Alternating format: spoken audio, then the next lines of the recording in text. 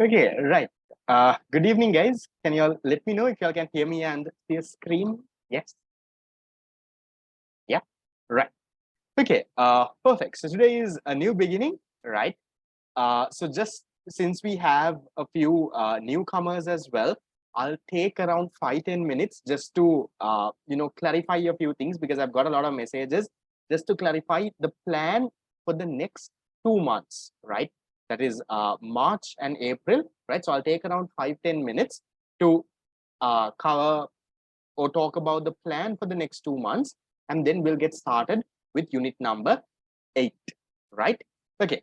So how things are going to work is for the next 2 months, guys. The next 2 months are going to be it's going to be a lot hectic, right?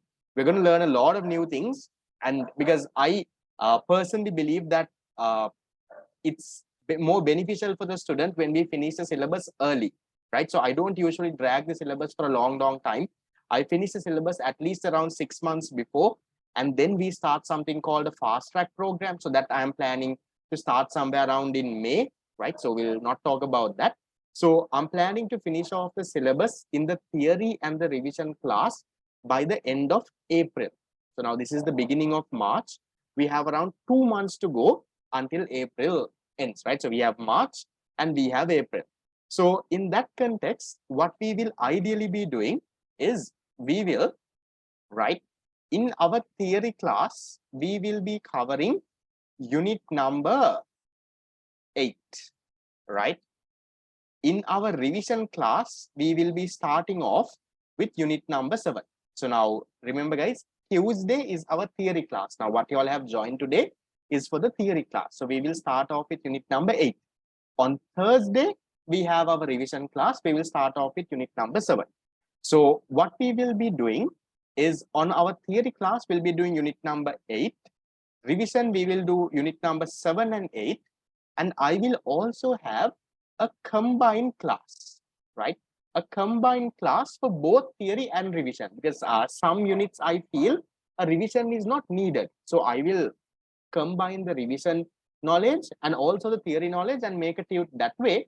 And we will cover unit number 9, 10, 11, and 12 that way, right? So how things would work is our theory class now on Tuesday, right? Today, that is, we are starting this today, right? For the next 2 months, that is today, starting from today until somewhere around the third week of, let's say, April, on Tuesday, we will be doing unit number 8, right? On Thursday, right, that is our revision class, Thursday, we will start unit number 7 on this Thursday, and somewhere until around the third week of April, we will do both unit number 7 and 8, right? And then we will have an extra class starting not from this weekend, from next weekend. I'm looking at on Sunday mornings for now, right? Somewhere around from 8 a.m. to 12 noon, right? That is to cover up unit number 9, 10, 11, and 12. So ideally, don't worry too much about the class schedule and all. I'll send you all a detailed message with that, right? So ideally, in March and April, right, we are going to cover unit number 7 to unit number 12. So unit number 7 to 12, guys, is the entire grade 13 syllabus. So you all know in your syllabus, you all have 12 units. The first 6 is the grade 12 syllabus. The next 6 units, that is unit 7 all the way until 12, is the grade 13 syllabus. Now, this grade 13 syllabus is the place where a lot of students, they kind of mess up, right? One main reason that I have seen is usually teachers, they take a lot of time to cover this, right? They, drag it until A levels, right? For example, some teachers do unit number 11 and 12 1 or 2 months before the exam. That doesn't give enough time for the students to actually study and go through that over and over again. So that is why I have this target by somewhere around April, that is by the end of next month, to finish off the entire grade 13 syllabus. And then from May onwards, right, I have a separate program. That is a program that will push you all to get more than a 90, right? So that is a different program. We'll not talk about that. Yes. So by the end of April, my plan is to finish off the entire grade 13 syllabus. So where are we going to start? We're going to start theory from unit number 8, revision from unit number 7. So grade 13 syllabus is unit number 7 to 12, right? So you all can join both theory and revision if you all are interested. And we are somehow trying to finish off all of that. The fee, guys, is I think I sent a message on the group as well. It has all the details, right? So if you are joining only theory, it's 2,200 a month. If you're joining only revision, 2,200. If you're joining theory and revision both together, right, then you have a small discount. That's 4,000 a month. So what you all will get during this for this money, guys, right? Yes, extra classes and everything is covered. There is no additional payment. The only additional payment that you have is for to collect your tutes, right? So tute printing cost I will bear, but there will be a courier charge, guys. So that is not under my control, right? So I will print tutes and I will courier to your doorstep. So when my courier person comes to deliver, right, based on where you live, you will have to pay the courier charge and collect the tute, right? So there is no other hidden cost, nothing at all, right? So the monthly fee plus the courier charge. Yeah, guys. So this unit 9, 10, 11, 12 will be a combined class. So both theory and revision students, both will come to this, right? So theory, revision, everyone will come to this class for unit 9, 10, 11, 12. So somehow we're going to cover the entire syllabus, right? So now, guys, talking a little bit about these units, right? I'll tell you, these units are a little hard, right? They are not as easy as unit number 1, unit number 2. Remember, introduction to economics, the one that we're doing in our past paper class now, right? And then demand and supply, market equilibrium, right? So it is not as easy as those units, right? But that doesn't mean these units are impossible. I'll tell you, these units are the units that are the most interesting ones because these are highly connected with what is happening in the economy, guys, right? So it's highly connected. And now I'm hoping that you all read the news that comes on the past paper class group as well, right? So far I have just been sending the news only. Once I start teaching these little by little, I'll connect these with those news, right? Then you will actually understand what is actually happening in the country, what kind of a mess is our country in, what can we do to recover, right? So we will learn all of that little by little, right? It becomes very interesting. So in order, especially for the grade 13 syllabus, guys, I want you all, right, to stay very updated about what is happening in the economy. To stay updated, for now, read the news that I am sending you. You might not understand 100% now, right? Now, I know you all, some of you all read. I have told you all, once you all read, to put a small thumbs up on that message. So I know that you all read. Very few people read. I have seen that, right? But for those who read, I know you all might not understand 100% right now on the messages that come on the group, but you know, something goes into your head. No, but once we learn those concepts, right, then you will understand how interesting all of this is, right? So economics becomes very interesting, especially in the grade 13 syllabus. And you know, if you learn it properly, that's an ideal thing, right? So I also work for an economic research firm, right? So my whole job is about doing all of these econ work only, right? That's why I don't teach full time, because I'm not a typical tuition teacher, because I have my job that I do from 9 to 5, right? So that experience that I get, right, with the interest rates, exchange rates, this government expenditure, government revenue, right? We analyze all of that, right? We present it to clients. So all of those information also I will put it out to you all, right? So learn the subject in a very interesting way so that you all will actually enjoy it, right? So that has to be your target for all the grade 13 units. That is starting from unit number 7 all the way until unit number 12, right? So somehow in March and April, we'll finish off the entire syllabus, theory and revision both, right? We'll finish off unit number 7, 8, 9, 10, 11, and 12, right? So there will be a little bit of hard work that will be required from your end, guys. So I'm looking at 3 classes a week for now, right? That is Tuesday 7 to 9, Thursday 7 to 10 p.m. and Sunday 8 to 12. Now, don't worry about this class clashing with another class, guys, because all of my classes will be recorded and you will get access to the recording in our website. So once you all, now the registered students, you all have an idea. Once you all pay and register, right, we make an account for you on our website. You can go log into that thing, right? And you can watch the recordings any amount of times until A level. So there is no restriction at all, right? So you can go on and on and on, and you can watch, right? And also, guys, the only restriction is you can't share your account with anyone else. If your account is like used in different locations from different devices, then the account will get blocked. Apart from that, until you do A levels, your recordings will be there. So even today's class now, 6 months later, you can come back and watch it. You don't have to drop me a text and, sir, can you give me the recording? Can you give me the recording? No, right? All of it is systematically put on our website. You will get access to it, right? So after 8th lesson finished, will we have Tuesday class afterwards? Yes, so 8th lesson, guys, will take time. Since it's a theory class, right? We're looking at around 6 classes. So 6 classes means if today is the first class, we're looking towards until around the mid of March, right? So it will take time. It will not finish in this month itself. Okay. So it might take until the end of March also sometimes, right? Because maybe it will take around 6 to 8 classes. Okay. So that is how the whole program is structured for the next 2 months, right? And I want you all, please don't give up, right? It's way too early for you all to give up. Yes, unit 6, I'll talk about that. We'll have extra class on the weekend, right? So don't give up already, right? You have, I don't know when your exam would be. Have they given you all a final date? No, right? Some are saying September, some are saying October, some are saying November, right? We don't really know a final date as of yet, right? So most likely it will not happen in August, right?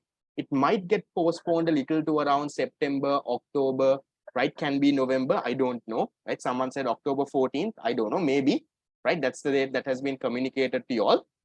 So what does that mean? That means you all have around 6 months to go, right? Maybe a little bit more than 6 months also.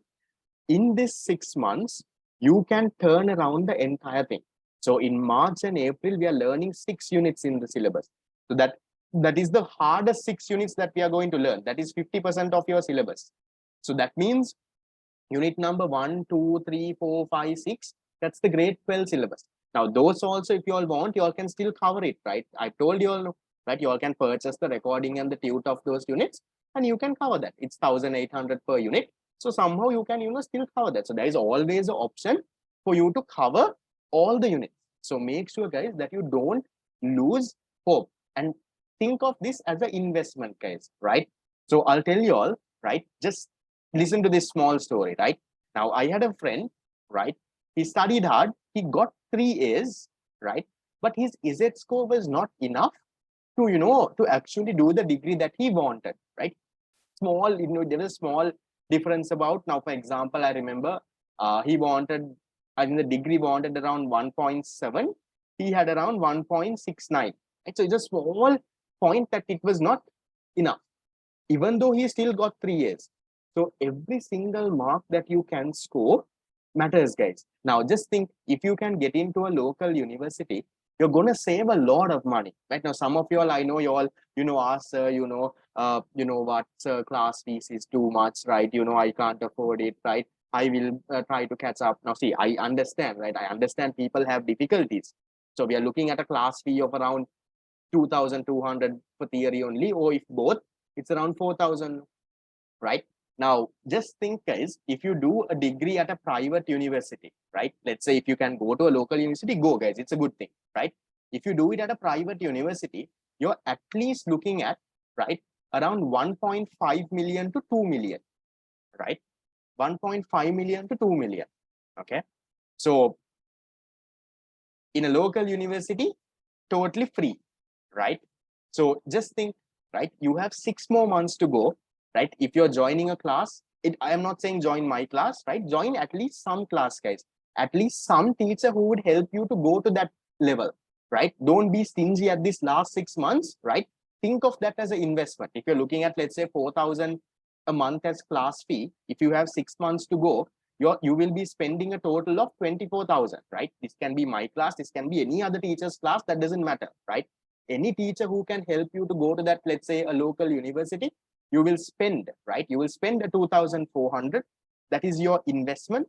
If you get into a local university, you can save that 1.5 to 2 million. 1.5 to 2 million is 15 to 20 lakhs, right? So this is your investment, right? Not just for econ, think of your other subjects as well. Econ only is not going to take you to a local university. Econ only is not going to give you that Z score, right? I understand that people do have financial difficulties, you have problems, right? But if you really look at it, right, you all spend so much of money for other nonsense, guys, right? I personally know that you all spend so much of money for other nonsense, right? Maybe buying clothes, buying this. You all don't look at anything, right? You just go and buy, right? You will do this. When you order food, you'll just go and order, right? But when it comes to education, for some reason, people, think twice. They're like, 2,200 a month, 4,000 a month, right? They think that, right? So always think of that as an investment, right? So you're looking at whatever class that you join, around 24,000 for total. So it's around 4,000 a month, theory revision both combined. So 4,000 is for 12 classes, guys, right? So just divide that by 12 and see, you're looking at around 300 rupees a class, right? 350 rupees a class, no? So that plus you get the tutes, you get everything. So always think of your education as an investment. I'm not saying pay this and join my class, right? I'm just telling this to all those people who are still in two minds. Should I pay and join? Will it be worth it, right? If you can really get it done with that teacher, if they can take you to that desired level, right? You're going to save a lot of money in the future, guys, right? So a private degree, it's going to cost you at least 1.5 to 2 million. Honestly, I was not a person who was able to afford that, right? I also come from a very basic middle class family, right? I know that I was never able to afford, or my parents were never able to afford a private degree, but I still wanted to study. I wanted to continue. So, I studied hard, right? Did pay the class fee, went, learned, did everything, right? Did well, right? I was among the top 50 in the island, right? Was able to select any university that I wanted, can do any degree that I wanted. My Z score was more than enough. Now, those are good problems to have, right? Now, sometimes some people have problems, with your Z score, you can only go for a few universities, right? A few degrees. But when you get a Z score of around 2 or more than 2, right? Then the problem that you have is you can go to anything that you want. What do you select now, right? Every option is available for you. So those kind of problems are good problems to have. So maybe that is the kind of problem that you all should face maybe around 1 year later once your results come. So give it your best shot, guys. You have around 6 months to go. Sacrifice, work hard, right? Get rid of all the nonsense that you all are doing now, guys, right? This 6 months can turn around. It can change your life, guys. It will change your life to the better, right? I am not saying just because you get 3 A's, you're the most successful person. But that commitment that you will put during this 6 months will teach you a lot, guys. It will teach you how to stay focused. It will teach you discipline. It will teach you how to focus and get to a goal, right? So those kind of things are very, very important in life, guys. Whether you get 3 A's at the end of the day, that depends on how you write and that depends on what God has in mind for you, right? But on your end, it's your duty to give it your best shot during these 6 months, guys. Give it everything you have, right? This is where your school life ends, right? You're not going to have school after this. There is no school friends, right? You're going to go apart.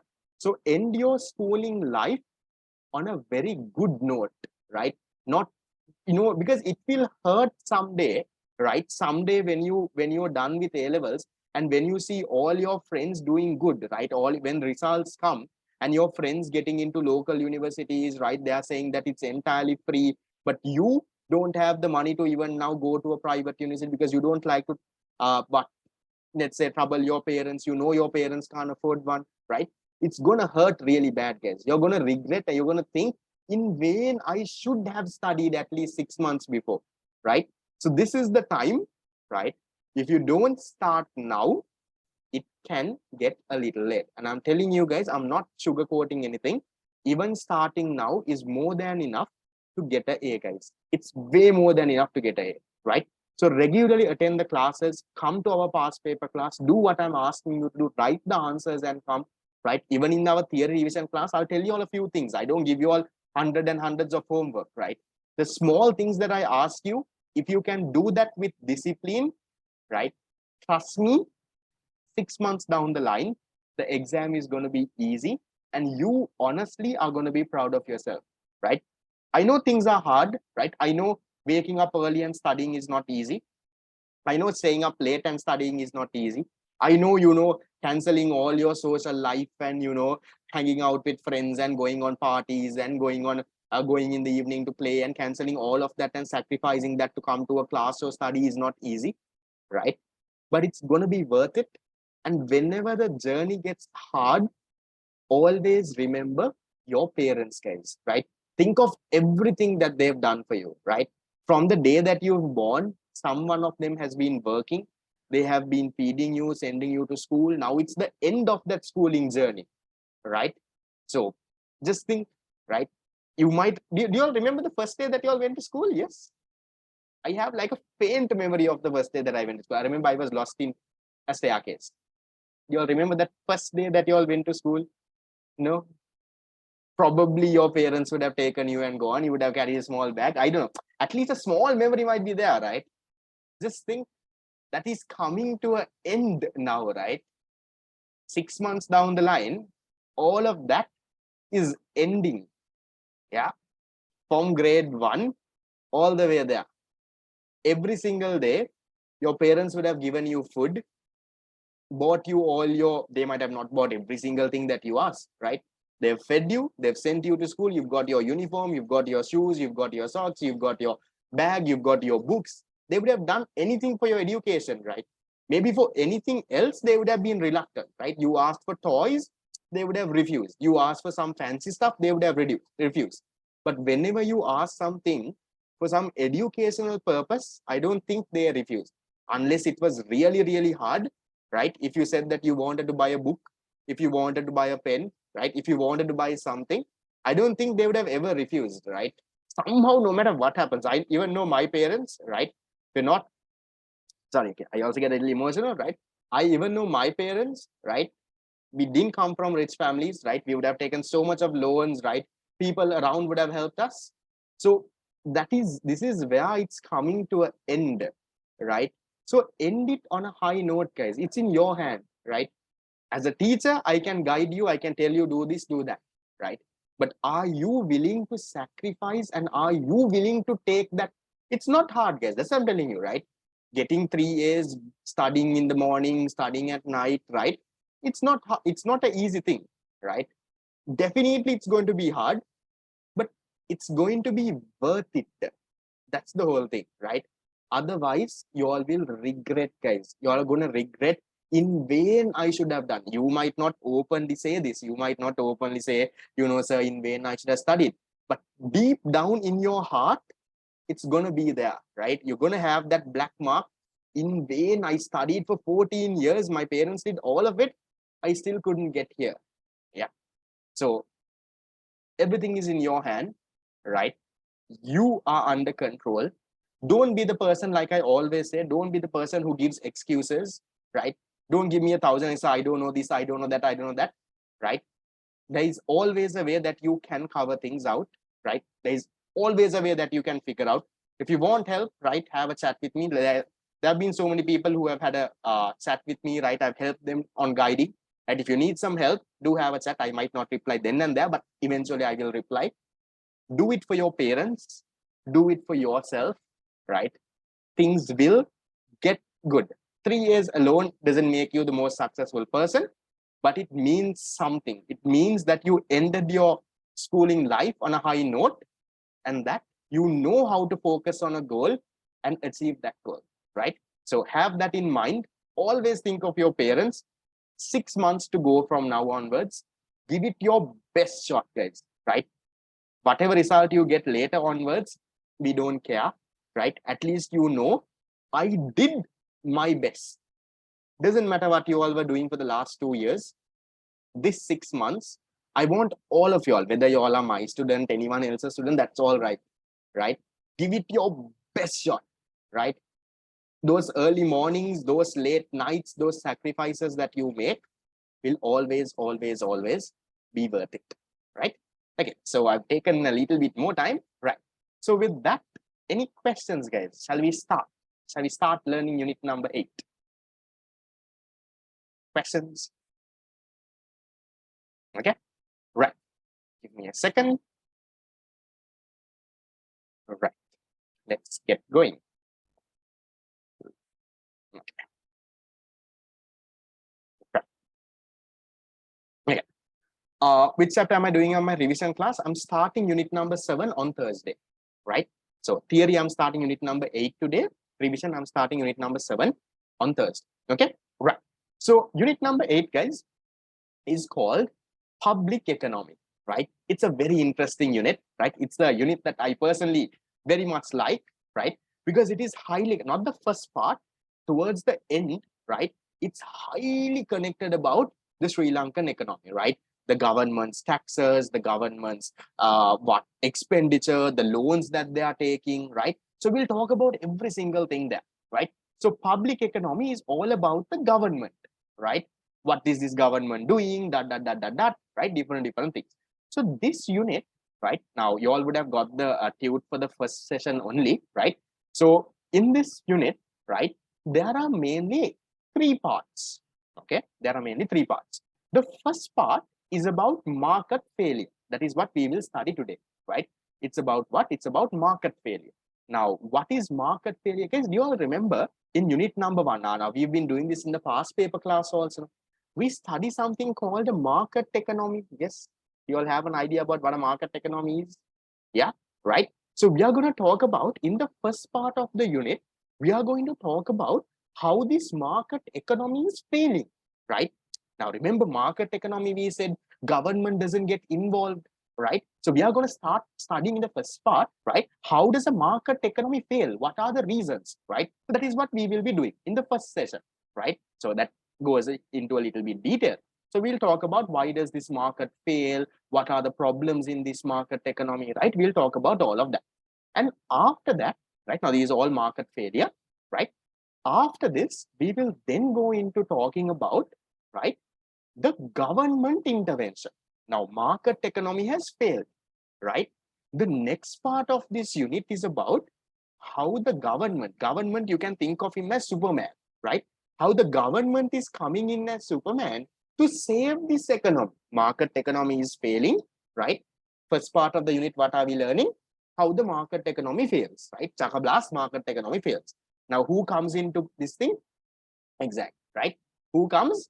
Gota comes into rescue now, right? The role of the government, right? Gota comes in and says, look here, I will save you now, right? So he comes in, right? Gota comes with a Superman costume, right? You can imagine.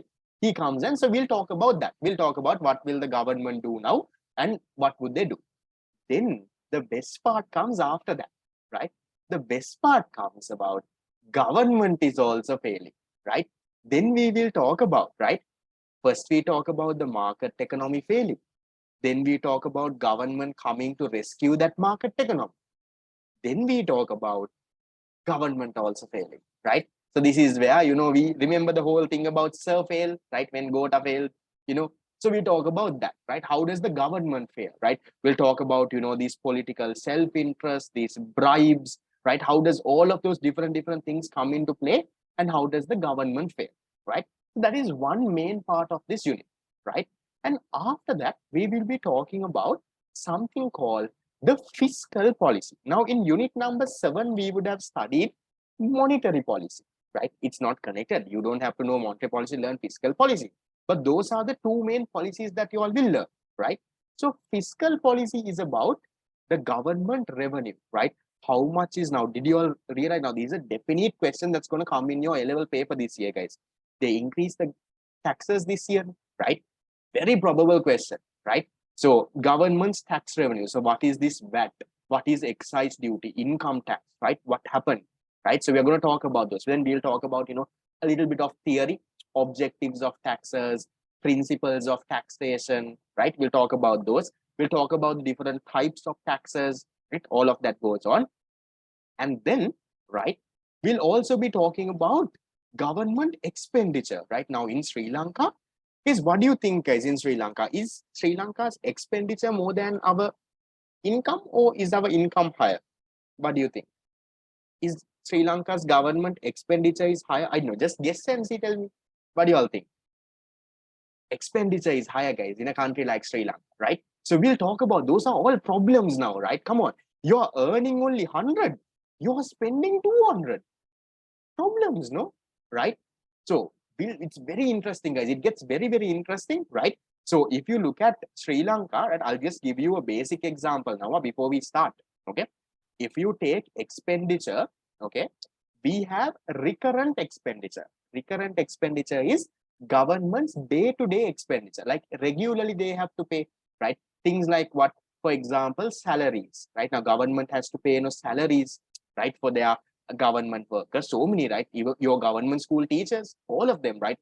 All of that is there. Then there are things like pensions, right? Pension payments, samurdhi benefits, they have to pay those. Then there is interest payment, right? So these are all recurrent expenditure, right? That is what our government's day-to-day expenditure. Then apart from that, we also have something called capital expenditure. That is what the government will spend to build highways, build this Nelum Kuluna, right? Different harbors, Mattala airport. Those are capital expenditure, right? So you know the best part about Sri Lanka, right? The best part about Sri Lanka is, right? Let's say we are earning, I don't know, let's say we are earning 100,000, right? Let's say example, government revenue is 100,000. Sri Lankan government revenue is not even enough, right? Not even enough. We anyway can't cover our total expenditure. It is not even enough to cover our recurrent expenditure, guys. That's a big problem in the country, right? We are charging so much of taxes, no income tax, VAT, excise duty, right? It's not even enough to cover our recurrent expenditure. That is how the country has been, right? And then we'll talk about it. I'll give you some interesting stories, right? Now, let's say we were earning, this is our revenue, right? Then our recurrent expense, let's say 150,000 recurrent. So not even enough to cover our recurrent expenditure. Yes, any of you all who are up there, what did Gota do when he came into power in 2020? What did he do? Anyone? What did Gota do? When Gota came into power, you know what did he do? Right? Our in revenue, now revenue is tax revenue, guys, mainly, right? Our tax revenue is not even enough to cover our recurrent expenditure. You know what Gota did? When Gota came into power, he reduced the taxes, right? He abolished some taxes. He said, okay, but people, you don't have to pay these tax. He reduced the VAT rate. He reduced the income tax rate, right? And then what happened? Our revenue went down to, let's say, for example, these are just false numbers. Our revenue went down to, let's say, 50,000. So can you see the problem became even bigger now, right? Even before Gota came, our revenue was not enough to cover even our recurrent expenditure. Now, what did Gota wanted to do? He wanted to win the election, right? So he promised everyone, if you vote for me, I will reduce this tax, I will reduce that tax. Now, people don't know economics, guys. People are thinking, you reduce taxes, wow, nice opportunity, right? Then we have to pay less tax. No one knows that if you reduce tax, it will lead to a crisis like this. Now, see what has happened to the country, right? So what happened? Gota came, right? What did Gota come and do? He reduced taxes, and now we didn't even have enough money, already no money to cover even our recurrent expenditure. Just think, guys, we went from bad to worse. And Gota was very lucky. Once he reduced taxes, now Gota came into power 2020 in January, guys, right? Then you know what happened. After that, what happened in 2020 March? What came? Who is our friend who visited us? What happened? 2020 March? Relate, this is the current situation. Who is our friend? Corona, our friend from China. He came, right? What happened? Can you see? Economy started going down and down and down and down. Gota came and did the foolish thing, right? His friend also came and accompanied him. Corona came, right? And then somewhere around 2020, by the end of 2020, we should have gone to the IMF, right? Now, we'll study that in unit number 10, right? IMF and all of it, right? Yes, both the viruses came together, Gota and Corona, right? So we should have gone to the IMF then. Now, country was facing a problem, guys. So IMF is the people who comes and help you, right? But what did our fellows do? Do you all remember who was the central bank governor at that time? When Gota was in power, who was the governor? Now it's Nandalal. Who was in power then? Who was the governor? Cabral was the governor, right? Cabral was the governor, right? So what did Cabral do? Cabral said, no problem, right? We don't have to go to IMF. We have enough and more money. He said, no problem, you don't worry. We have enough and more money. We don't have to go to the IMF. And then also, what did Cabral do? He printed money also, right? He went and printed money, right? So can you see we are going from bad to worse to worse to worse, right? Already country's problem. Gota came, reduced tax, bigger problem. Gota's friend COVID came, even another problem. Cabral said, no, don't want to go to IMF. He printed money and he tried to cover all the expenditure, right? So can you see one thing led to another thing, led to another thing, led to another thing, right? It's all in shambles. Yes, now the most ironical part is Cabral has written a book also now. He has written a book about how to recover the economy. He's the fellow who made the whole thing worse also, right? He was the central bank governor who made the whole thing worse. Now he's written, maybe now because he doesn't have his job, maybe he doesn't have income. Now he's written a book and he's selling that also, right? I don't know how much is the book, but he's selling that, right? You go and see, you Google and see. Cabral is selling a book. What is the name? Arthika, Gathika, and Madhav or something. It's in Sinhala, right? Maybe sometimes after A levels, if you all have some free time, maybe read, right? That is his point of view. Maybe he's telling his sad story. This is why he did. I also have not read, right? So all of that is there, right? Now that is where the economy is. So in this unit, we'll talk about all of that. We'll talk about this expenditure. We'll put some real numbers and see, right? So here, right, I'll show you, right? Now, for example, see, now as a percentage of GDP, can you see our recurrent expenditure is 17%. Now, how much is Sri Lanka's GDP, guys? Any rough number? Sri Lankan GDP is around how much? A rough number, I don't want the exact number. Roughly, Sri Lankan GDP in US dollars is around close to around 80 billion, right? Somewhere close to around 80 billion US dollars. So now our recurrent expenditure is 17% of GDP, right? So now, for example, let's round this off to 100 billion. So that means, let's say our GDP is 100 billion. Our recurrent expenditure is 17 billion. Right now, look at this. Interesting story. Recurrent expenditure 17 billion. Example, capital expenditure 5.3%. Let's say 5.3 billion. Right? If GDP is 100 billion. Look at the best part here. Right? Where is this? Look at this. So 17 and 5 and everything, right? Our expenditure comes to around 20. Recurrent is 17, right? Look at our revenue. Government revenue is only 9% of the GDP. That means if our GDP is 100 billion, revenue is only 9 billion. Revenue, that is total revenue, tax, non-tax, everything, fines, everything, right? 9 billion. Let's say example. Our recurrent expenditure itself is 17 billion. Can you see? It's not even half of it, right? No, a little bit more than half, no? See? Can you see the problems? Now look at this. If you look at expenditure, right?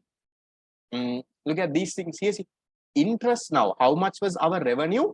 9% of GDP, right? I'll show you all how to get these numbers and all. Don't worry about those now, right? Look at this. Interest payments, can we say that we are not paying? No, we have to pay that, right? So interest payments and here salaries, right? So it's not even enough. Our government revenue is not even enough to cover the interest payment. Now for all the loans we have taken, we have to pay, guys, every year interest, right? Not even enough to pay interest payment and salaries. So this itself, when you add together, how much? 5 and this is 11.8%. So that is where the economy is, guys. That is where the economy crashed, right? So at one point we realized now we can't continue anymore, right? And that is where the whole reserves went into a 6, right? That we'll talk in unit number 10, right? How the dollar went from 200 to around 360. Now it's appreciating a little. We'll talk about the dollar in unit number 10, right? I'll not touch about it now. Yeah. So all of that is what we are going to learn, guys. So this unit is actually very interesting. We'll talk about the government budget, right? How does this budget work? Then we'll talk about here. I have put a thing on right? Where does the government borrow money from, right? We put some graphs and stuff. You see, what are the measures the government has taken during the recent years, right, to come out of this situation? What have they taken? What are the revenue measures? What are the expenditure measures, right? Then we'll talk about, the issues in the public finance, right? The government revenue, how low it is, right? The tax system, so much of different things are there in the unit, guys. So I want you all, please don't memorize this, guys, right? I want all of you all, whether you all learn it under me or anyone, right? Learn this unit practically. It becomes very interesting, right? Learn what Goda came and did. Learn how we went from here to here, right? Learn why is the economy right now in this situation. If you can do that, you have actually understood the subject very well. It becomes very interesting. You will, you will like to go and write that exam, right? You would, you will feel, you will have that, that economist kind of feeling, right? So that is that, right? So yeah, that is about the unit, guys. That's the overall understanding about the unit, right? So we will talk about all of that. Okay. Any questions on that? Yes. Shep. Any idea about, any questions? Fine. Basic idea about what and what is there. I did not start teaching yet.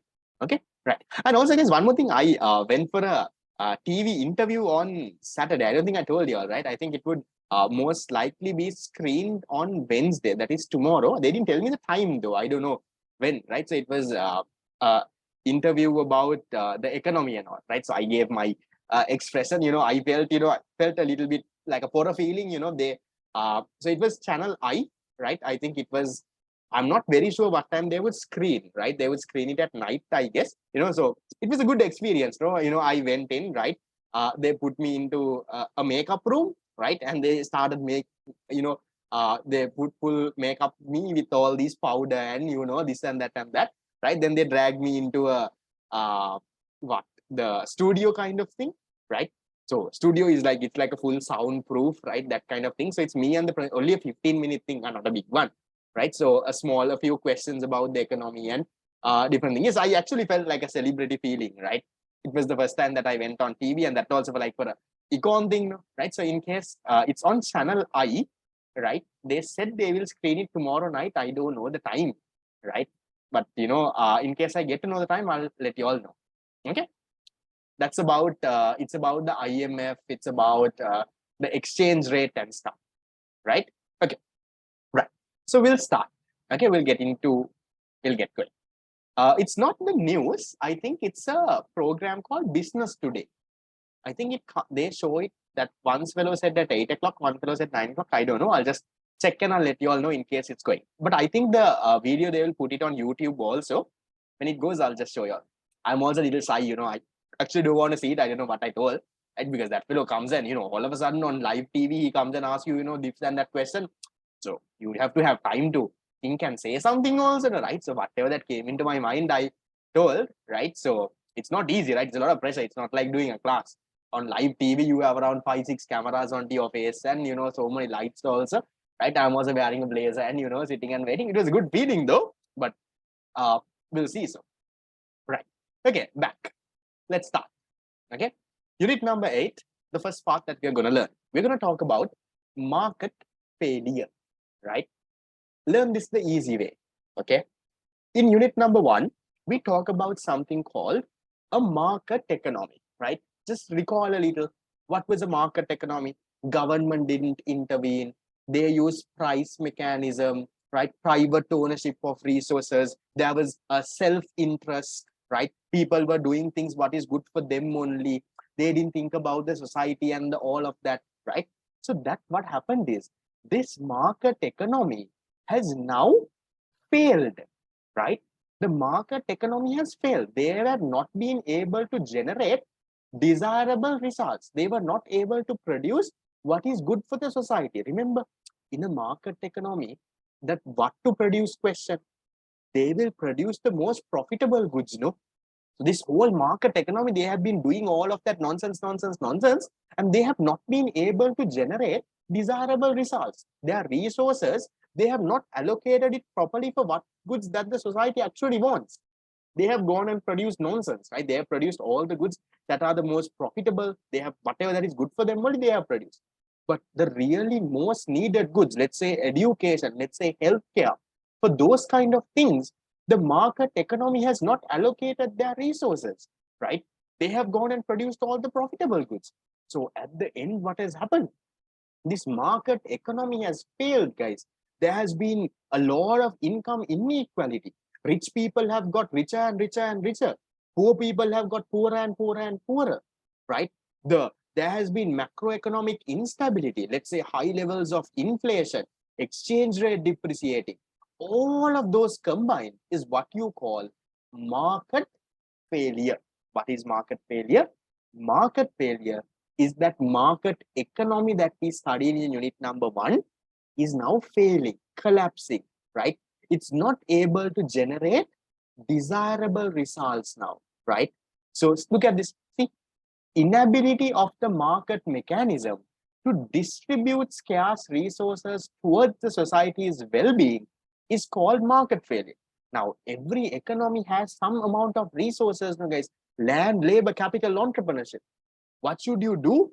You should allocate these scarce resources to produce something good. No, you have to allocate it to produce what the society wants.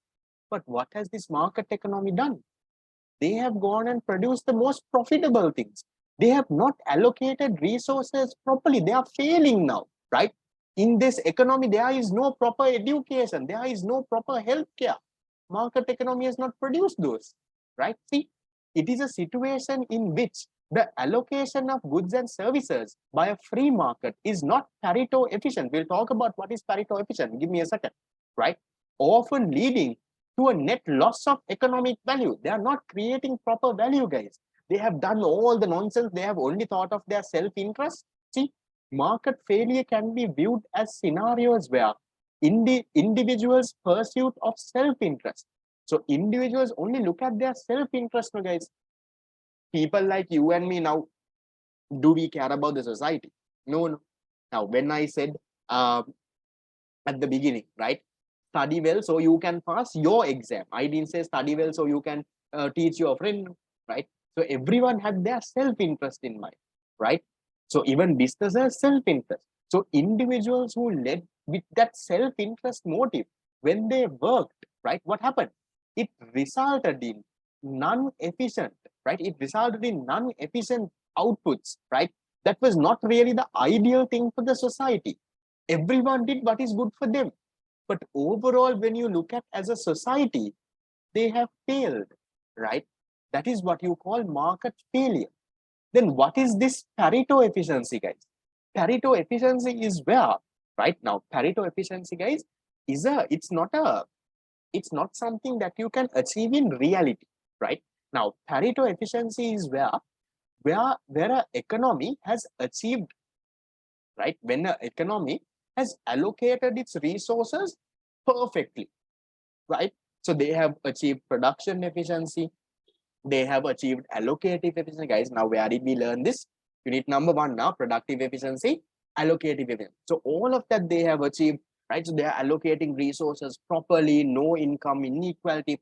So it's like a perfect economy. That is what you call Pareto efficiency, right? See, Pareto efficiency is when an economy has its resources and goods allocated to the maximum level of efficiency, right?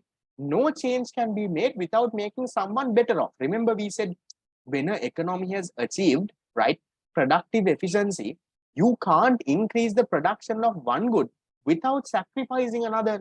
So you can't. Now this economy is in a perfect situation. Everything they have done perfectly. They can't do anything else without making someone else worse off, without sacrificing someone else's benefit, right? So they're like in a perfect economy. Yeah. So then pure Pareto efficiency exists only in theory, right?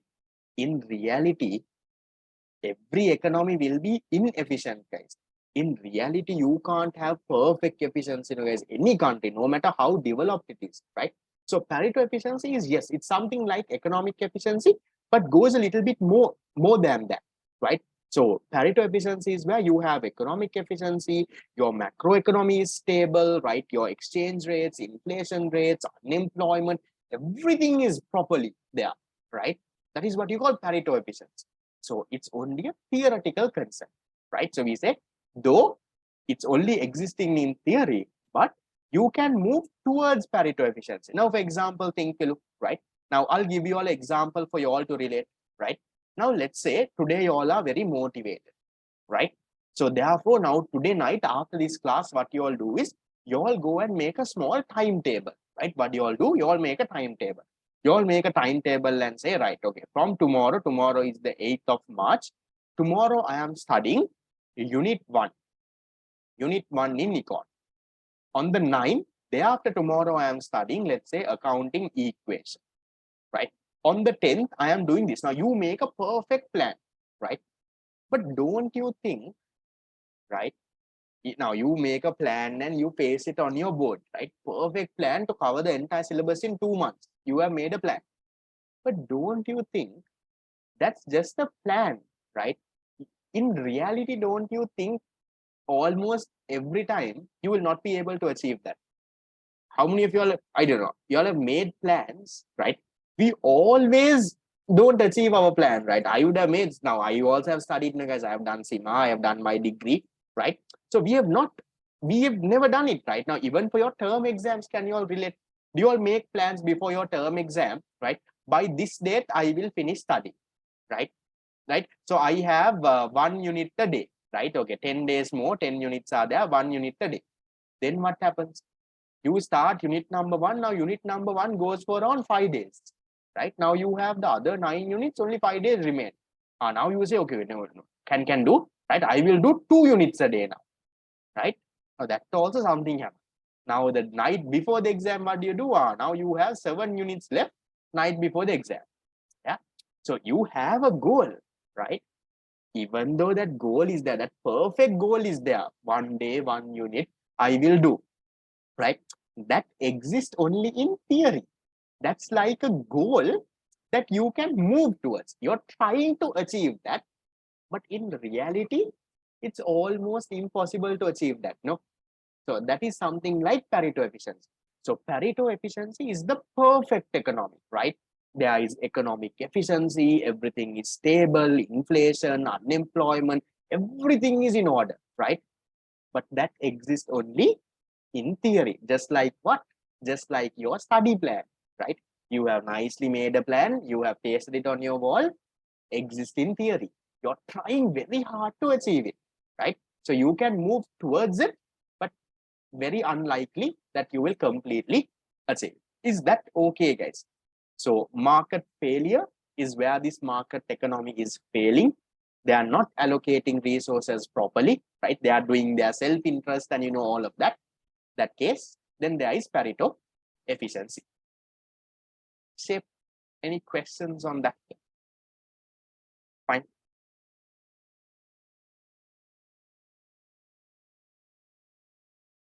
Okay, right. Then we'll now dig a little bit in detail. We'll see why is this market economy failing, right? What are the reasons? What are the hetu, right? So what are the reasons? There are 3 main reasons, guys. One is the inefficiency in resource allocation. Second is macroeconomic instability. Third is unequal distribution of income. So now, guys, the next part of our unit, right? Now I have sent you all a PDF today, right? For the first part, for those who opened it. So the next part of this unit, we are going to talk about each one of these reasons in detail, right? First, we'll talk about the first reason. Then second one. Now see, for example, see how the tute is structured. The first one, inefficiency in resource allocation. That is the first reason for market failure.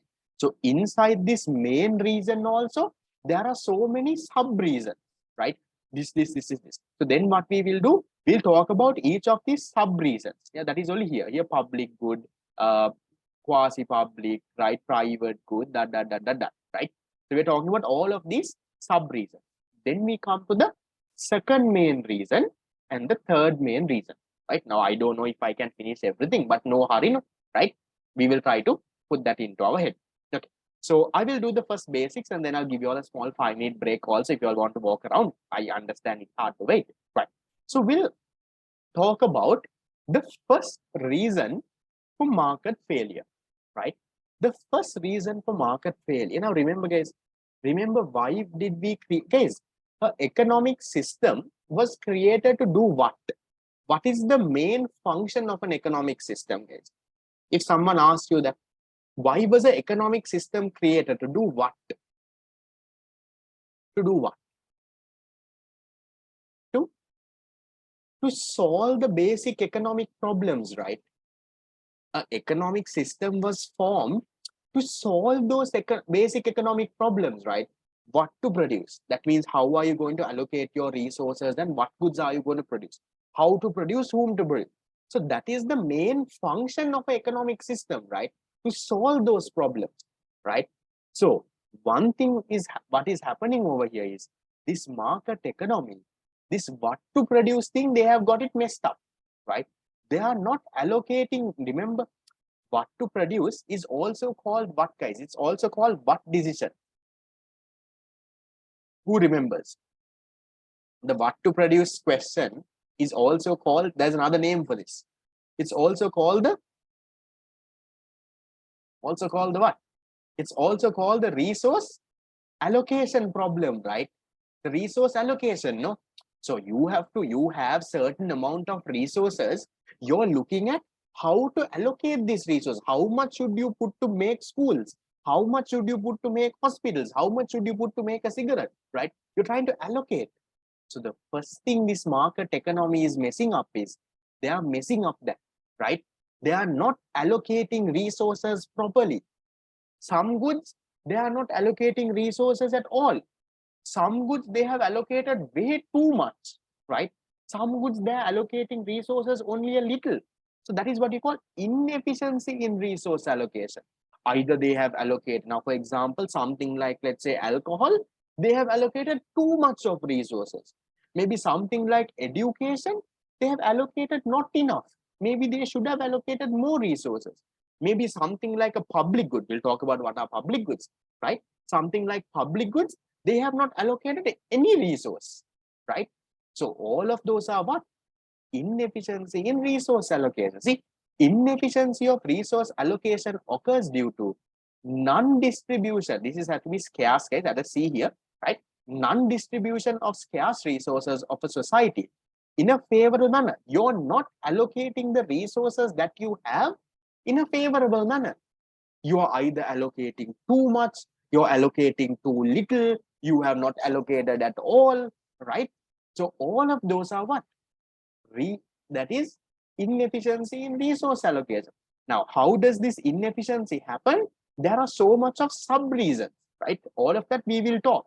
What are the sub reasons? One is non-provision of public goods. Now, what is this? I will not talk about it now because we are going to talk about it in detail, right? I'll just read through, right? Non-optimal consumption of quasi-public goods, non-provision of merit goods, over-provision of demerit goods, over-utilization of common resources, negligence of externalities, imperfect competition, right? Imperfect information. So all of these are what? All of these are sub-reasons, right? What are they? Sub-reasons. What is this? The main reason. There are three main reasons for market failure. One is the inefficiency in resource allocation. Two, macroeconomic instability. Three, unequal income distribution. So under the first reason, that is inefficiency in resource allocation, I said, what is inefficiency in resource allocation? You're not allocating your resources properly. You're either allocating too much, you're allocating too little, or you're not allocating at all, right? So under this, there are so many sub reasons. That is what we will now start talking about little by little by little. So we'll start off with the first one, this public goods store, right? See, the first one is public goods. Second one is about quasi-public. Then you have another heading here, quasi-public. Here, third one is about private goods. That is about merit and demerit, right? So that is our here third and fourth reason, merit and demerit. And so all of that, we will learn how does that work, right? So shall we take a small break and come if you all want? Since some of you all asked as well. How many minutes do you all want? 8, 10 is around 6 minutes, okay? 6 to 7 minutes.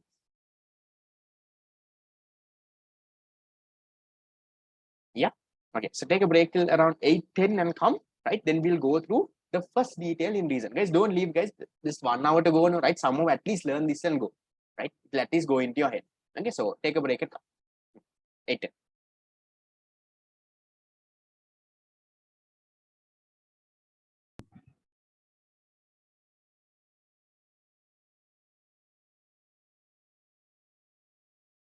Okay, right. We'll start, guys. I'm hoping that you all are back. Right.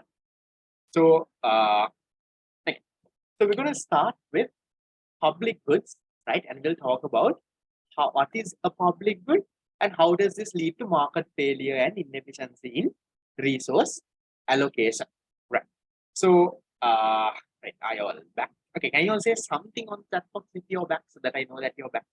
Say something at least, a hi, a yes, a no, I don't know, emoji, whatever, so that I know that you're back and I can start. You can say anything on the chat box. Just send a private message to me at hi, emoji, I don't know, anything, just so that I know that your message is coming, right? I didn't start anything. I just want you all to send something on the chat box. So that, right. So there is almost around 50 responses, right? So it looks like most of you all are here, right? So then I think we can start, right? So now I know you all are hungry, right? I'm also hungry. We'll eat at 9 o'clock, okay? Right? So you all can also, if you want, you can eat while listen by leading. Give me a second. My mic I have plugged it. Right. Here's I know my normal theory people. Do you all realize the difference in the sound? No, has it got better? Has it got worse? I changed my mic. I got a new mic. Has it got better? No, I don't know. I hope that the quality would be a little better. It was a little expensive also, right? I don't know. I was earlier using a normal microphone, right? I don't know if it has got better or not, but yeah, okay, right. So we'll get into public goods, okay? Right. So now, guys, we'll talk about what is a public good, okay? Yes, we say a public good is a good that is non-excludable and non-rival. Non-excludable, non-rival. Now, these are all new words for you, right?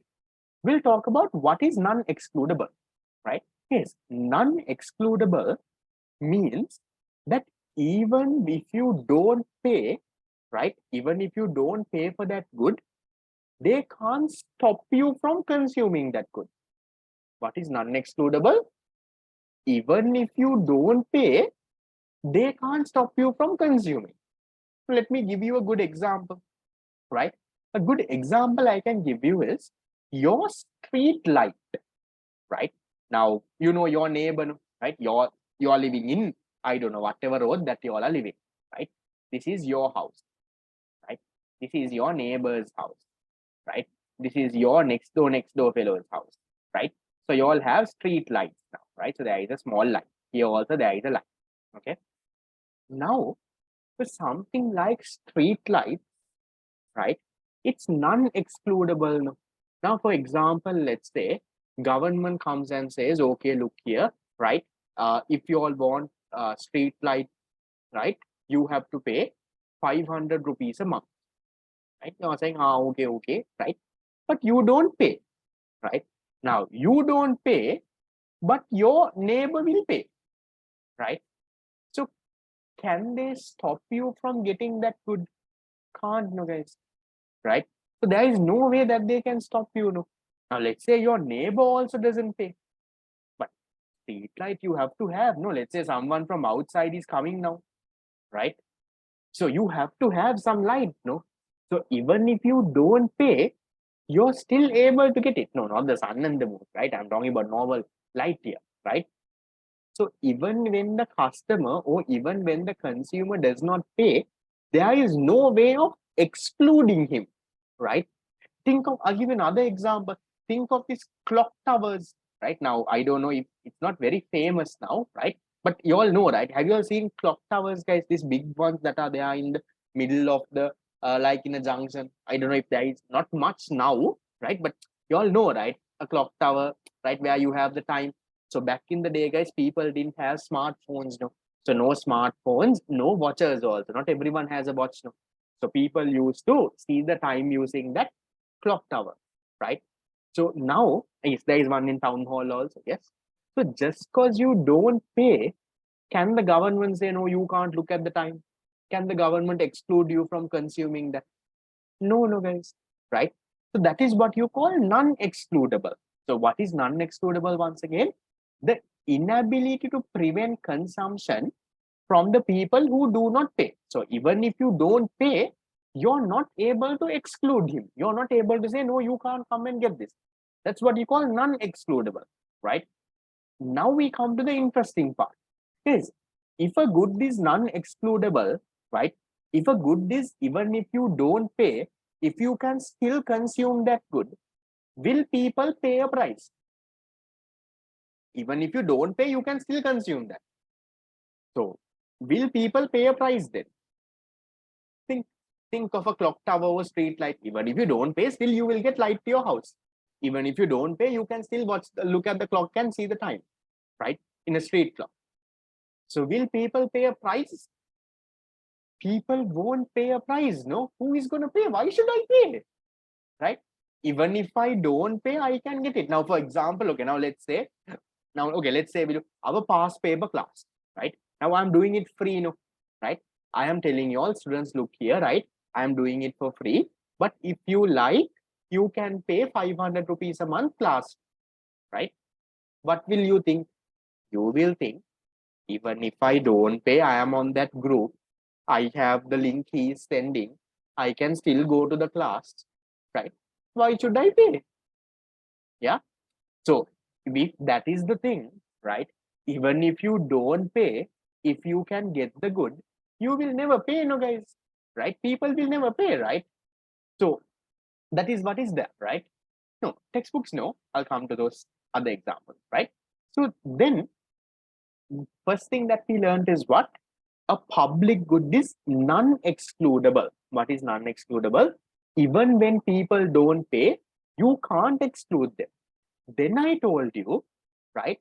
As a result of this, people will never be willing to pay a price, right? So if the good is non-excludable, right? If you don't pay, they can't stop you from getting it. No one will pay. No. Then can you tell me, if no one is willing to pay, can you make a profit out of something like that? Can you put a street light and make a profit? Can you build a clock tower and make a profit? Can you make a profit? No price means no profit, no, guys. If you can't charge a price for that good, how can you get a profit for that good, right?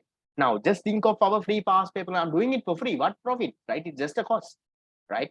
So, no price means there is no profit. So then can you tell me, what is the main motive of the producers in a market economy?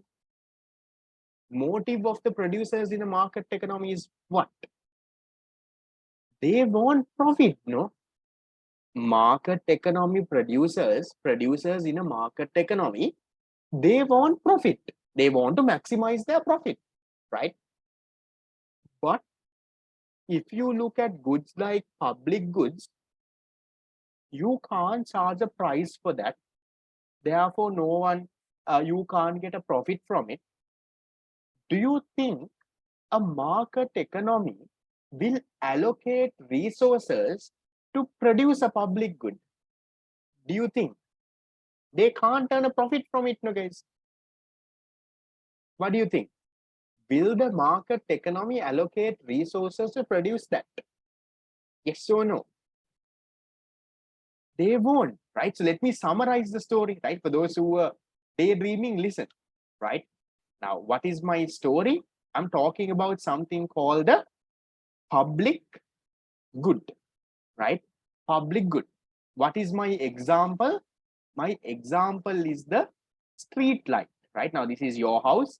This is your neighbor's house, right? There is a light here, okay?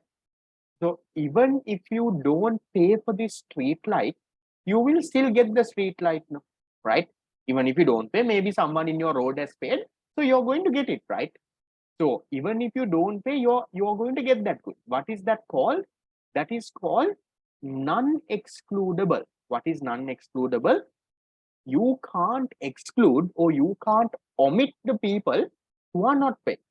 So when a good is non-excludable, what did I ask you all? Will people pay a price? Will anyone be willing to pay a price then? Will people be willing to pay a price? No. No one will be willing to pay a price. To pay a price. Why? Because even if they don't pay, they can still get that good. No. Even if I don't pay, I can look at the time in the clock tower. Even if I don't pay, I will get light outside my road. Right? So therefore, no one is willing to pay. If no one is willing to pay a price, right? Can you make a profit from that good? No one is paying. No one is paying any money. So can you make a profit? You can't make a profit, right? You can't make a profit. So then the question comes, in a market economy, right? The producers, will they produce a good like that then? A good like this, you can't make a profit from it, right? Something like street light, you can't make a profit from it. So will a market economy producer in a market economy, will he produce this? No, right? So a market economy, right? A market economy will not allocate resources to produce public goods. They are not going to allocate their resources to produce these goods because they can't earn a profit from it, right? If you can't earn a profit, you're not going to produce. So now do you see there is a problem here, right? In a country, can you live without street light? You can't. You have to have street light. You have to allocate some resources to produce something like that, right? To produce street light, you have to allocate some resources. But in a market economy, because this market economy can't earn a profit from it because no one is willing to pay, so you can't make a profit from it. The market economy is not allocating resources. Market economy is not allocating resources for what? They are not allocating resources to produce a public good. So can you see there is inefficiency in resource allocation? Ideally, the economy should have allocated some amount of resources to produce these goods. No, come on, you have to have street light in the country. So the market economy has to allocate, but they haven't. They haven't because they can't make a profit. They can't make a profit because no one is paying. No one is paying because it's non-excludable. Even if you don't pay, you're still going to get the good, right? So therefore, no, you can't say really. Yes, it's applicable for all the public goods, guys. So is that clear that the market doesn't provide public goods? So it's not allocating resources problem. That's the first sub reason under what? Inefficiency in resource allocation. So you go back to your tute. Look at this. In your tute, I'm saying, right? Under the first reason I am saying, right? Non-provision of public goods. Non-provision of public goods means you're not providing public goods. One reason for inefficiency in resource allocation is the market economy is not allocating resources to provide or to produce public goods. Is that clear, guys? Does that make sense? This non-excludability part. Yeah. Is don't memorize, put this logically into your head. That is what has to happen, right? Okay, so then there is another characteristic of public goods. Now that is not a main characteristic, it's a main characteristic, but it's not a reason why the market will not produce. We'll also talk about this non-rivalry. Yes, what is rivalry? Rivalry means there is competition. No, if I get it, you can't get it. Can you think, right? Can you think about a street light? Okay, just because my house is getting street light, does that mean you are getting less street light? My house is getting street light. Now there is a light outside in my road. Just because I am getting, does that mean you're not getting? No. Just because I look at the clock and see the time, right? Let's say a street clock, does that mean you can't look at it? No. So what is that? That is non-rivalry, right? So non-rivalry means what? Absence of competition in consumption. There is no competition. You also can take it. I also can. Now, for example, this class is rival, guys, because I only have a Zoom account for 100 people. At the beginning, there were around 80 people, no? So if more than 100 people have joined, that's why I told you all to put a thumbs up if you all are joining, so that I know which Zoom account to use, right? So based on thumbs up, right, I figured out, right, I don't have to send a new link. I can use the same normal 100 people link. So this 100 people Zoom account is rival, right? Until it reaches 100, fine. But after it reaches 100, no one else can come, no? Right? Then there is competition in consumption, right? People are waiting in the waiting room to come. But a public good is non-rival. Anyone can consume. Just because you consume doesn't mean anyone else will get less of it, right? See, consumption of a particular good or service by a person without limiting the consumption of another, right? When you consume, you don't limit the consumption of other person, or you don't make sure that he gets less of it. No, you also get it, he also equally gets it. That's what you say, non-rival, right? So due to this reason, marginal cost of consumption of an additional unit will be zero, right? That marginal cost, will come to that later. Don't worry too much. So look at the examples: clock towers, national defense. What is national defense? National defense is the police, air force. Now, just because I am getting protected from the police, I am getting safety from the police, does that mean you're not getting safety? No, no, non-rival, right? You're also getting protected, I am also getting protected, right? Am I paying a price for getting protected? Non-excludable, no? Even if I don't pay anything, the police will protect me. Yeah, non-excludable. Then look at this street light, even lighthouses. Now you all know, right? There are lighthouses near the beach, right? For the ships to come. Those are also what? Public goods, right? Now always remember, whenever you're looking at a good, go with the two characteristics, guys. So if that good is non-excludable, that means even if you don't pay, you will still get that good, right? You can't exclude that person. And also, if that is non-rival, that means there is no competition in that, right? You also can get, I also can get, your crush also can get, everyone can get that, right? Then that is what you call a public good. What is a public good, guys? A public good is a product or service that is non-excludable and non-rival. So what is non-excludable? Even if you don't pay, you can't stop the person from consuming. What is non-rival?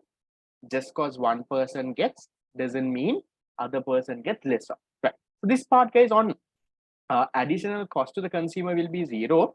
Is that now there is no cost for you, no, guys, right? So that's what we say. Due to this reason, marginal cost of consumption of an additional unit to the consumer will be zero, and even to the producer it is zero, right? The marginal cost is zero. Now just tell, right? Now there is a clock, right? Straight clock, okay? Just because you look at the time or 10 other people look at the time, does the cost increase? No, no. The marginal cost means additional cost. Remember unit number 4, we talk about marginal cost. You all anyone remember? Yes. Unit number 4, marginal cost, MC curve, right? So additional cost is zero, no? Just because you look at the time also, no cost, no, guys. That's what that part is, right? So not very important. You can just ignore that, right? Is that okay, guys? I all fine. What a public good is, right? So what you all need to know, you need to know what a public good is. You need to know the two characteristics. You need to know how does it lead to market failure, right? So what is a public good? Here. Two characteristics here. How does it lead to market failure? Because these public goods are non-excludable, people won't pay a price. People won't pay a price means you can't get a profit from that good. So in a market economy, producers who are profit oriented will not allocate resources to produce those goods. So therefore, market economy is not allocating resources. Inefficiency in resource allocation, market failure. Fine. Right. Then guys, we'll also go into something called global public goods. Now, global public goods are also public goods, The only difference is, right, now these are also global public goods, means they are also public goods, right? So no competition, non-rival, non-excludable, that is there. The only addition is that the benefit of such goods will be gained by anyone who live in the world. Now, for example, if you take the street light that is next to your house, it's not a global public good, no guys, right? Does a person from Australia get benefited because your house, your lane has street light? No, right? You are getting benefited. Your neighbor is getting benefited somewhere. Your someone there. It's okay, just a random question. Do you all have like a crush in your lane? No, not a this one in school, but at least a crush on your lane. No, I had friends who had a crush on the lane. Maybe your neighbor, right? Maybe someone down the line, not down the line, down the lane. No, a small crush, living close by, not a school friend or a this thing. No, I honestly didn't have. There were not much people on. Okay, yeah, crush is Harry Styles. Okay, no, I know. My friends had. I sadly didn't have anyone on the lane though, right? So what to do, right? So now just cause that, right? Now just cause now when your house has street light, now let's say this is your house, this is your crush's house, this is that next door auntie who is annoying, right? Her house, right? All of them are getting benefited because of there is street light in your road. But does a person abroad get benefited? No, right? That is not a global public good. So what is a global public good? It's a public good, non-excludable, non-rival. In addition to that, the benefit of it is received by everyone in the world. Now, what kind of things are those now? Look at the examples. See, knowledge, financial stability, right? World peace, atmosphere. Right now, you all know in the sky there is this ozone. Now you can even say ozone layer protection. Right now, those kind of things, right, benefits everyone. No, right? It's non-excludable also, right? Non-rival also, right? Everyone is getting benefited in the world, no? So knowledge, those kind of things, financial stability, world peace, atmosphere are some examples for global public goods. Non-provision of those also affect market failure. So in a market economy, guys, they will not look at those. No? A market economy will not look at making sure there is financial stability in the world, making sure there is world peace. No, guys. Market economy will do whatever that is good for them, and they would just walk off, right?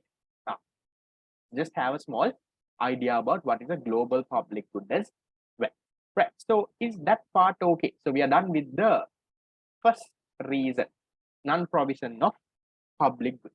Any questions, please ask. Questions, problems? For some reason, I'm very hungry today. I don't know why. I got a little late to come from office. I don't know, for some reason, I don't know, compared to normal days, I'm very hungry. Usually I do a class from 7 to 10, and then even yesterday when I was eating dinner, it was around 11:30 or something. And for some reason today, I don't know, for some reason I'm hungry. Yeah. What to do? Right. Like global public good again. Okay. In simple terms, guys, global public good is what? A global public good is also a public good. The only difference is what? Yes, today is Bharat, no? The only difference is that the benefit of it will be received by anyone in the world, right? It's also a public good, non-rival, non-excludable. Benefit will be received by anyone in the world. So these are, now when you say goods, guys, it doesn't mean like a tangible good, right? So that's a good question. Now you will ask, so how is knowledge a good? How is financial stability a good? So we are not talking about like a physical, tangible good, right? Talk about things. Okay. Right. Okay, so we'll do this and I'll call it a day, right? The second reason. The others we have not done anything for today. Okay. So second reason is non-optimal consumption of quasi-public goods. This is also very interesting, right? Now, listen very carefully. Now you forget about public good below. Okay. What is a quasi-public good? Now, quasi-public good is a semi-public good. Okay, that's another name. Now, a quasi-public good is a good that is non-rival. Now, what is non-rival? Non-rival means there is no competition, but it is excludable. Non-rival, no competition really, but excludable. Now look at the example, guys. Think of a highway, right? Can you tell me, if you don't pay the highway fee, right, the toll, will they take you in the highway? They won't take you, right? So what does that mean? It's excludable, right? People who don't pay can't consume. If you don't pay the 500 rupees in the entrance, no, you can't. Think of a museum. If you don't buy the ticket for the museum, you can't go inside the museum. So what does that mean? It is excludable. What is excludable? Those who don't pay, you can exclude them. You can say, no, right, you can't pay, no, then don't come. Right? We are not going to take. So if people don't pay the entrance fee in the highway, no, you can't come in the highway. If you don't buy the ticket to go to the museum, no, you can't go. So what does that mean?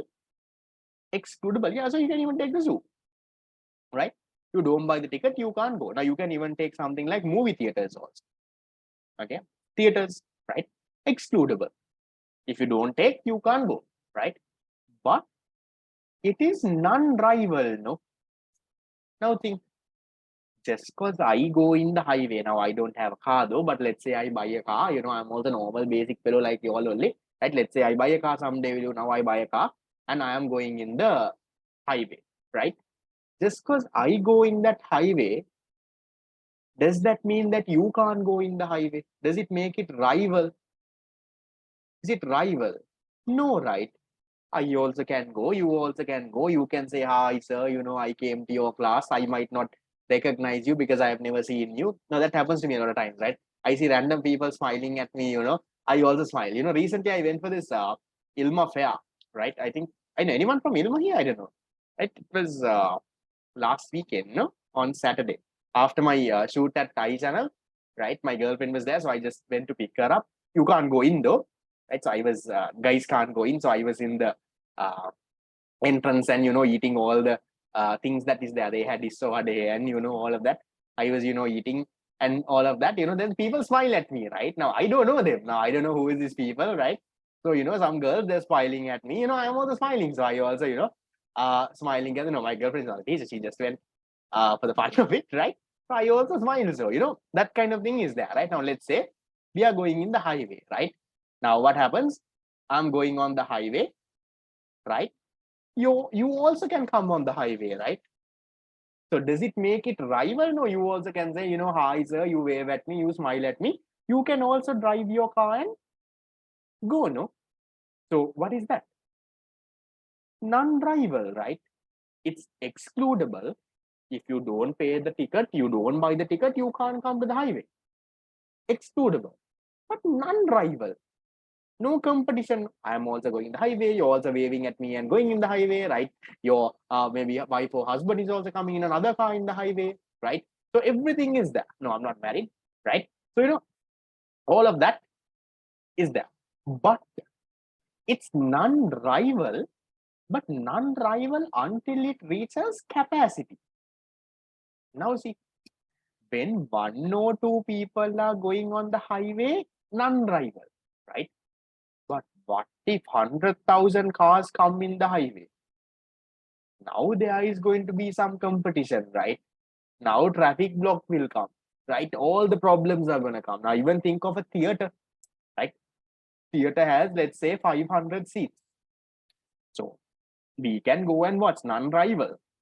But the moment the seats start getting filled, now there is competition. No, that's why we say non-rival. Just like my Zoom package, I was waiting until someone says that, right? Until the 100th person, no competition, no guys. Now you all are coming, anytime you all are coming, you all are leaving, right? Some of you all are gone, some of you all are now looking up and waiting. My voice is playing in the background, no competition. But if this would have reached 100, then there would have been some competition, right? See, non-rival until it reaches capacity. In general, a semi-public good is non-rival. That means there is no competition. But once it reaches capacity, like my Zoom account now, right? If it reaches that 100 participant number, now there is competition. Now the 101st person can't come and join. So non-rival until it reaches capacity, but an excludable. Is that okay? What is a quasi-public good? Okay, right. Now we'll go to the other part. How does this lead to market failure now? Now, this one was there on public good. We said, okay, the market is not providing, you can't make a profit from it.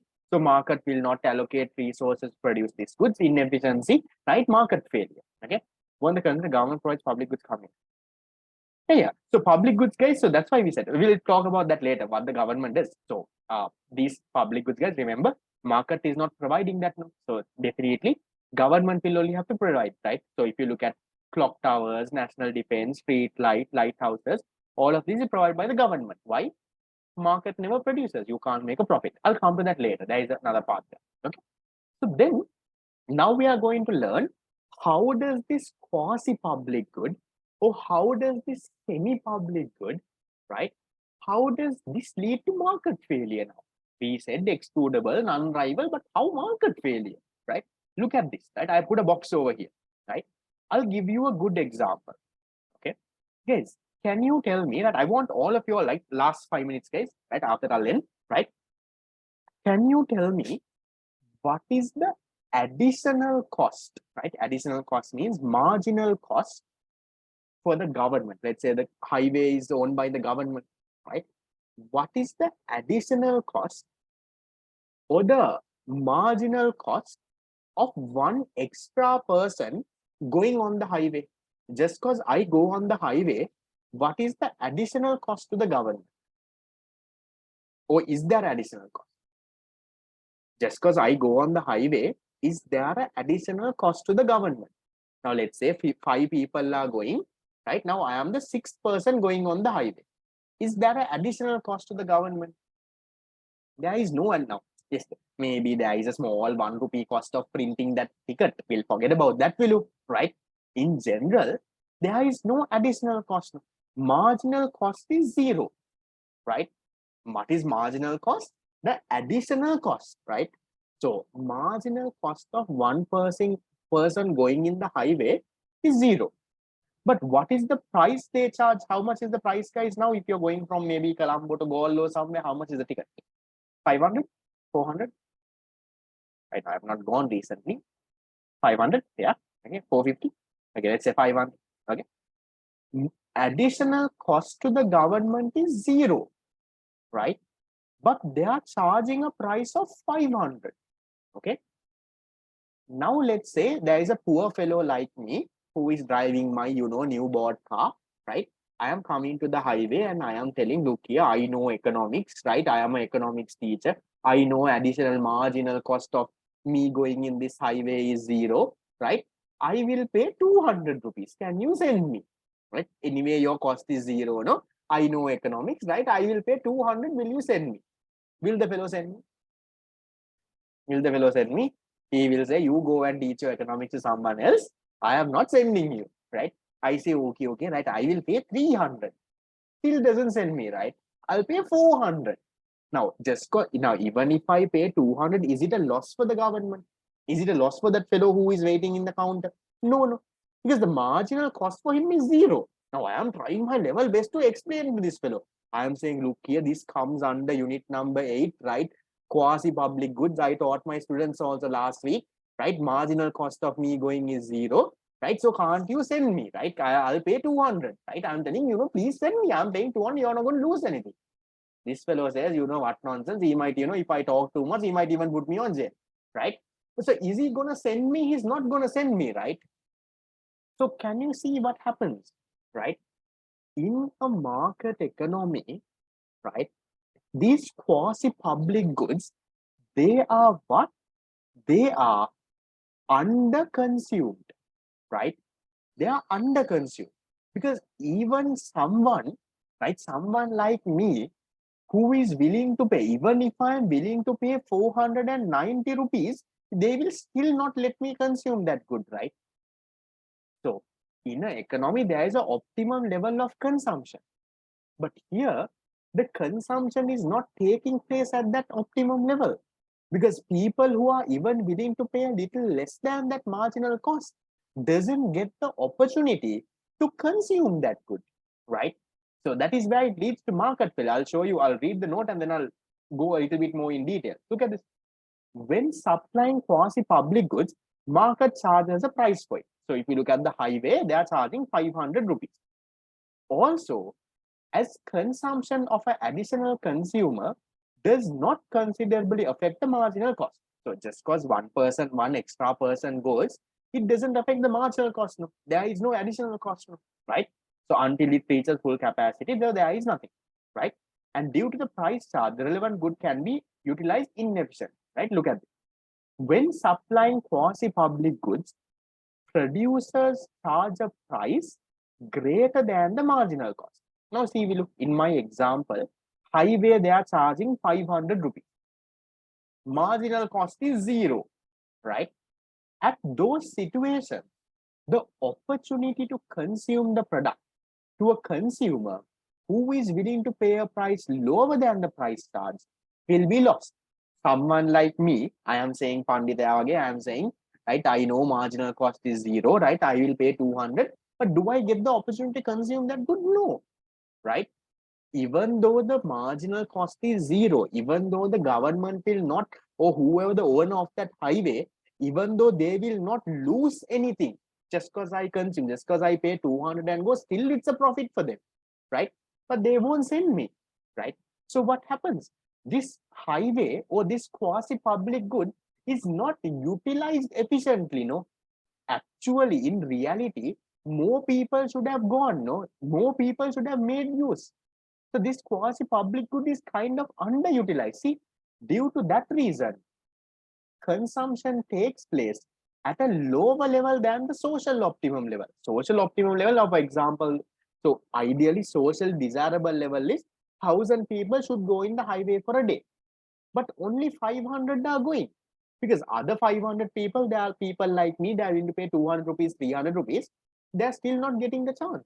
They can't afford 500, but they can afford 300, but still they are not getting a chance. So consumption is taking place where? Consumption is taking place at a lower level than the social optimum level. On such situations, market fails. See, market failure is coming. Why? Due to non-optimal consumption. You're not making the best use of the highway. Non-optimal consumption of quasi-public goods. See, does that make sense? Because you're not utilizing the highway properly, you're not consuming it enough, right? 100 vehicles should have gone, but only 50 are going. So that leads to market failure. Yeah. Is that okay? So let me quickly summarize that, right? For those who didn't understand, most of you all got it, I figured it out, right? So for those who didn't get it, right, let me quickly summarize in 2 minutes. What is a quasi-public good or a semi-public good? It's a good that is non-rival until it reaches capacity, non and excludable, something like a highway. If you don't buy the ticket, they will put you out. Excludable and non-rival. You also can go, I also can go, you can wave bye at me and you can smile at me. You can say, hi sir, I came to your class, and you can drive your vehicle and go. Non-rival, right? How does a good like that lead to market failure? It leads to market failure because, right, the government charges a price, not the government, the market charges a price that is greater than the marginal cost. Our example, highway price is 500, marginal cost is 0. What happens then? Even if a consumer is willing to pay less than that price, right? Even if they are willing to pay 200 or 300, they don't get the opportunity to consume that good. Even if they pay 200, it's not a loss, no, because the marginal cost is 0. Just because you go in the highway, there is no cost for the person who is supplying the highway, right? So even still, even that situation, that fellow will not let you inside, right? Like me at the entrance trying to say I know economics, and the fellow not sending me, right? So because of that, what happens, guys? Consumption takes place at a lower level than the social optimum level. Let's say social optimum level is saying, okay, for a day, 10,000 people should go in the highway. But because everyone can't afford 500, and even if they are willing to afford 200 or 300 and go, they don't get that chance. So what happens? Market is not utilizing that highway properly, no? So market is failing due to non-optimal consumption of that quasi-public good. They are not consuming it enough. They are not consuming it properly. Yeah, that is why it leads to restless. If the margin cost is zero, then why do they charge a price greater than the margin cost? That is how it works, right? To make a profit, they will charge. So just because the cost is zero, that doesn't mean they will charge zero. So market economy, they want a profit, right? Actual cost is zero, but they are charging 500. You want to go in my highway, pay 500 and go. That's the market economy. Right? Hoping that part is fine. Step. Yeah. Then next class, guys, we'll look into private goods. We'll look into common resources. We'll look into all of that. So that's the first session, guys. Usually first session, I keep it free for everyone, right? So anyone, guys, if you all are willing to pay and register, you all can pay and register. But I'm looking at limiting the number of students. I don't want to have so much of new people, right? Because the new people, I want to put some, give you all some attention and guide you all a little because you all are a little lost, right? So I don't want to have a lot, right? That's why I said I'm going to limit it to around 20 maximum, right? So if anyone is interested in joining, guys, this is paid once again, I'm repeating, right? We will continue our Monday free past paper class that will happen every Monday, right? There is a paid theory revision and all of it, what I explained at the beginning, right? So if anyone is interested, you all can pay and join. In March and April, the plan is to finish the grade 13 syllabus, that is unit number 7 to unit number 12, 6 units. There are 12 units in your syllabus. We are looking at completing 50% of that in March and April. So you all can pay and join if you all are interested. I'll send the payment details on the group as well, because otherwise you all keep texting me. I get like 100 messages, right? So I'll send the payment details. If anyone is interested, you all can pay and you all can send me the slip. Then I will add you all to the group, courier the tutes to you, right? Sort all the other things on my end, right? So that is it. If anyone has questions, do stay and clarify. If not, thank you for coming. I'll see you all on Thursday for the revision class. See you and have a nice day. See you guys. Bye bye.